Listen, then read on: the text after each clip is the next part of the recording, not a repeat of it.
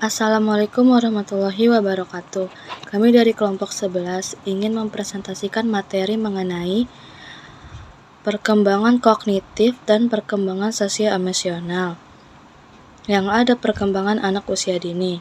Perkembangan anak usia dini tentunya ditandai dengan ketertarikannya pada hal-hal yang baru, misalnya pada fasilitas bermain anak. Setiap lembaga pendidikan di tingkat TK atau PAUD tentunya memiliki fasilitas ini. Hal ini disebabkan ciri utama dari perkembangan anak usia dini yang sangat signifikan pada aspek motoriknya, sehingga bermain merupakan aktivitas yang cocok untuk memberikan pengalaman belajar bagi anak. 1. Perkembangan kognitif. Kognitif atau sering disebut kognisi mempunyai pengertian yang luas mengenai berpikir dan mengamati. Ada yang mengartikan bahwa kognitif adalah tingkah laku yang mengakibatkan orang memperoleh pengetahuan atau yang dibutuhkan untuk menggunakan pengetahuan. Selain itu, kognitif juga dipandang sebagai suatu konsep yang luas dan inklusif yang mengacu pada kegiatan mental yang terlibat dalam perolehan, pengolahan, organisasi, dan penggunaan pengetahuan. Proses utama yang digolongkan di bawah istilah kognisi mencakup mendeteksi, menafsirkan, mengelompokkan, dan mengingat informasi, mengevaluasi gagasan, menyimpulkan prinsip dan kaidah, menghayal kemungkinan, serta menghasilkan strategi dan berfantasi. 2. Ada aktivitas kognitif. Aktivitas kognitif itu ada 2, mengingat dan berpikir. Mengingat merupakan aktivitas kognitif ketika orang menyadari bahwa pengetahuan berasal dari kesan-kesan yang diperoleh dari masa lampau. Bentuk mengingat yang penting adalah reproduksi pengetahuan, misalnya ketika seorang anak diminta untuk menjelaskan kembali suatu pengetahuan atau peristiwa yang telah diperolehnya selama belajar. Yang kedua tadi ada berpikir. Pada saat berpikir, anak dihadapkan pada objek yang diwakili dengan kesadaran. Jadi tidak dengan langsung berhadapan dengan objek secara fisik, seperti sedang mengamati sesuatu ketika ia melihat, meraba, atau mendengar. Yang ketiga ada perkembangan struktur kognitif. Mekanisme utama yang memungkinkan anak maju dari satu tahap pemungsian kognitif ke tahap berikutnya oleh Piaget dijelaskan sebagai berikut. Yang pertama ada asimilasi, merupakan proses di mana stimulus baru dari lingkungan diintegrasikan pada skema yang telah ada. Yang B, akomodasi, merupakan proses yang terjadi apabila berhadapan dengan stimulus baru. Yang C ada equilibrium, yaitu menghasilkan perubahan atau perkembangan skemata atau struktur kognitif.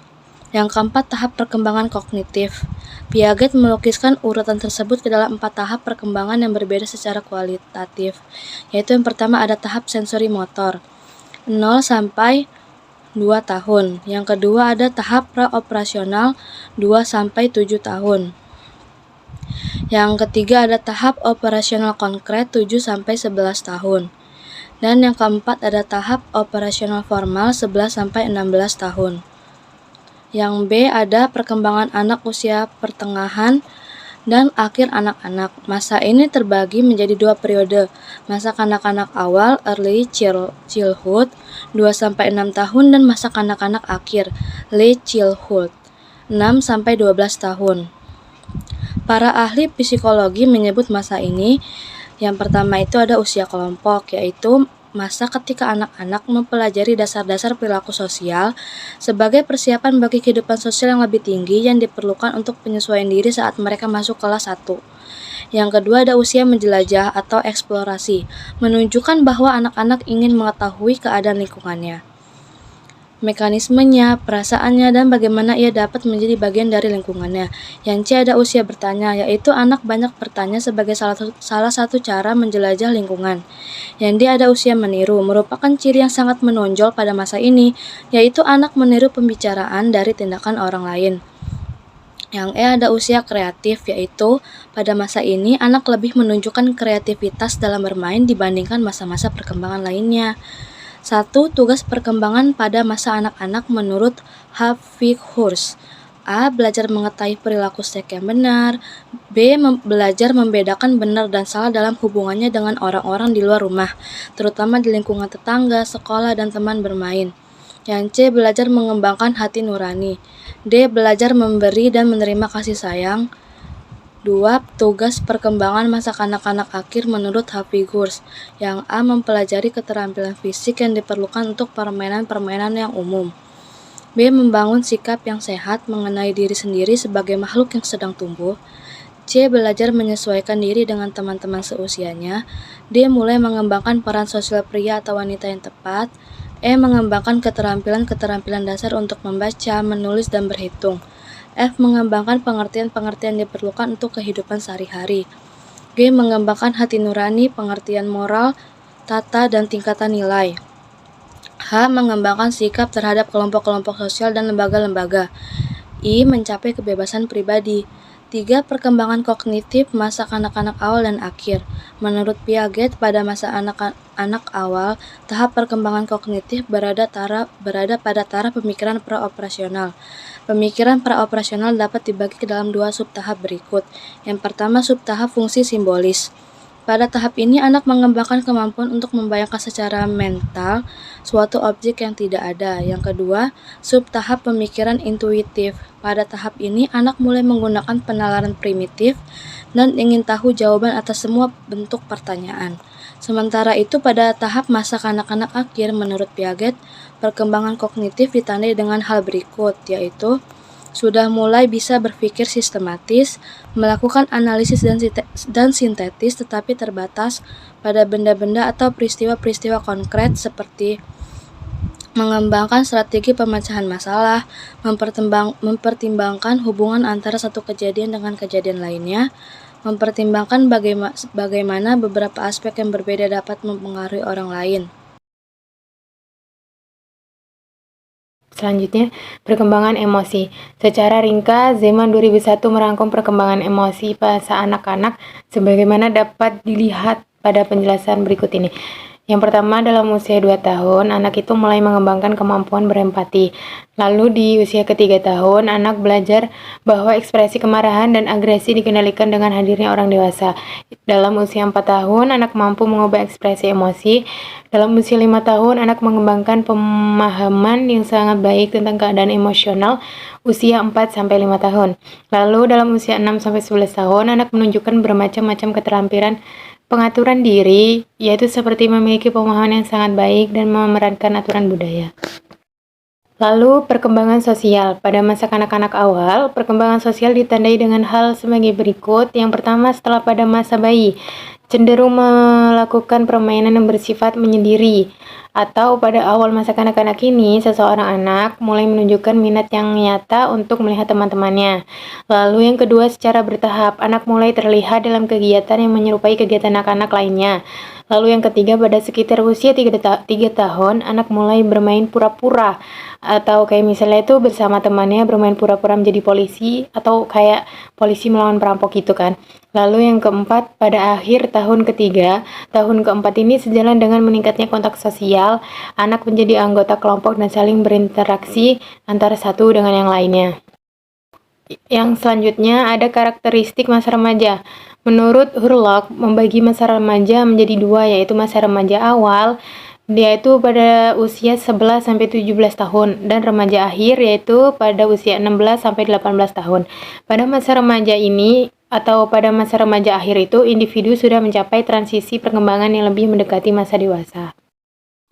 Lalu ada perkembangan emosional, yaitu memiliki kapasitas untuk mengembangkan hubungan jangka panjang, sehat, dan beralasan. Dan memahami perasaan sendiri dan memiliki kemampuan untuk menganalisis mengapa mereka merasakan perasaan dengan cara tertentu. Dan mulai mengurangi nilai tentang penampilan dan lebih menekankan pada nilai kepribadian. Lalu setelah memasuki masa remaja, individu memiliki kemampuan untuk mengelola emosinya. Ia telah mengembangkan kosakata yang banyak sehingga dapat mendiskusikan dan kemudian mempengaruhi keadaan emosional dirinya ataupun orang lain. Lalu, genre berperan secara signifikan dalam penampilan remaja. Anak laki-laki kurang menunjukkan emosi takut selain distreskan dibandingkan perempuan. lain mampu menalar secara abstrak dalam situasi yang menawarkan beberapa kesempatan untuk melakukan penalaran deduktif hipotetis, lalu memahami kebutuhan logis dan pemikiran proporsional serta memperbolehkan penalaran tentang premis. Dan terakhir memperlihatkan distori kognitif, yaitu pendengar imajiner atau hayal dari dongeng pribadi yang secara bertahap akan menurun dan menghilang pada usia dewasa. Lalu selanjutnya, perkembangan anak usia remaja. Pada tahun 1974, WHO memberikan definisi konseptual tentang remaja yang meliputi kriteria biologis, psikologis, dan sosial ekonomi. Di antaranya, individu itu berkembang dari saat pertama kali ia menunjukkan tanda-tanda seksual sekundernya sampai saat ia mencapai kematangan seksual, kriteria biologis artinya. Lalu, individu mengalami perkembangan psikologis dan pola identifikasi dari anak-anak menjadi dewasa, yaitu yang dimaksud di sini adalah kriteria sosial psikologis. Dan yang terakhir, terjadi peralihan dan ketergantungan sosial ekonomi yang penuh pada keadaan yang relatif lebih mandiri. Dalam artian kriteria ini termasuk dalam kriteria sosial ekonomi.